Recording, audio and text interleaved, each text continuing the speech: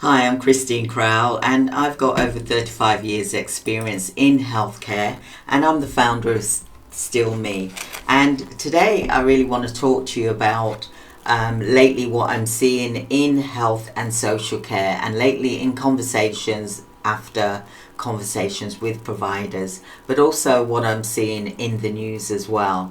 I keep hearing the same thing. I'm hearing CQC is looking at activities differently now. It's not a nice to have anymore. It is core to your care home. It is the core marker of whether your care is truly person-centered. Now, let me talk to you about why. Okay, just a few weeks ago, there's been multiple care homes that have been rated inadequate and placed in special measures. Now, I'm not here to name them, but here's the thing. Here's the one thing that they have in common is that they should give every activity coordinator the time.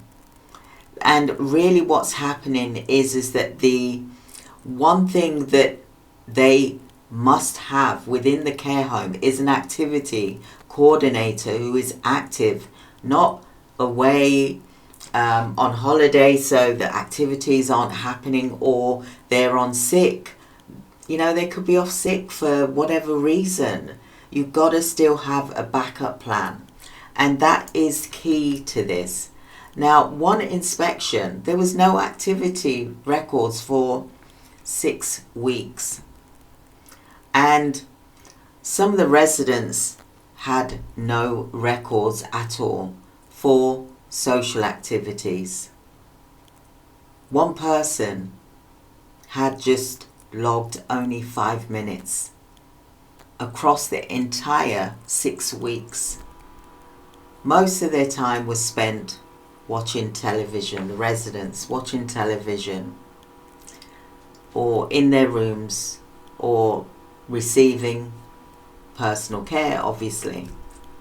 But it's not just about personal care and medication. It's about person-centered care. It's about activities. Now, this isn't just an isolated case. It's becoming part of a pattern. And guess what? CQC are noticing this. They know that this is directly linked to meaningful activities and interaction, to Regulation 9, Person-Centered Care, Regulation 10, Dignity and Respect.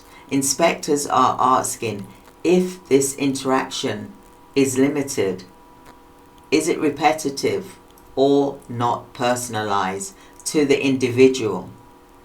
And is this really person-centered care that you're giving? Even when the care plan looks through this on paper, there's a shift happening, and it's not about whether a home has activities listed on the notice board or on a calendar, for example. It's about whether inspectors can see in the evidence that each resident is generally engaged, and in what ways that matter to them consistently over time, again and again and again. And under CQC current framework, there isn't, it's not acceptable just to have a one-off thing, okay?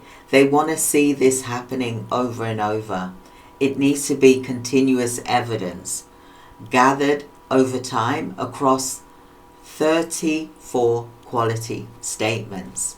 Now, what I want to take some time from you to show you and talk to you is, if your activity coordinator or the manager in the home, if this is you, I think that you need to look at, are you doing enough? Can you do more to evidence this? It's not about you doing lots and lots of activities. It's about you showing and seeing this in the conversations with you, the provider, that most of you are already doing this wonderful job. I'm not saying that. You're already providing person-centered work, reminiscence sessions, life story work, finding out what truly matters to the residents. For example, if they were in the forces and you're building activities around what they actually love doing, this is exactly what the inspectors want to see. Now, the real risk isn't the lack of the activity, it's the lack of visible evidence that you provide. So, my message today is simple. Keep doing the meaningful work that you're doing, because you're already doing it, and find a way to capture it so that it's there clearly when it matters the most. And this should be every day, that you are CQC ready every day. That's exactly why I built Still Me, to help you hold onto the evidence without adding to your workload. But whatever tool you use, my hope for you today is that you're able to show how brilliant your coordinators are, and it's not going unseen. And it's important for you as the provider, as the care manager, as the activity coordinator, as the staff member working within the home, that you're evidencing this at every opportunity that you've got. And I know that you're busy, so that's the reason why I've created Still Me, because it tracks the evidence from the activity to the CQC regulation that it relates to your CPD, to your continual professional development, regulation 18 as well. So my activity tracker is evident in regulation 9, 10, 13, 17 and 18, which truly matters, and also the standards as well. So that's important, that you're evidencing this in a quick, accessible way to your staff members, with the residents, ensuring that their needs are being met and that they are central to everything that you do. And I just wanted to say this quick video.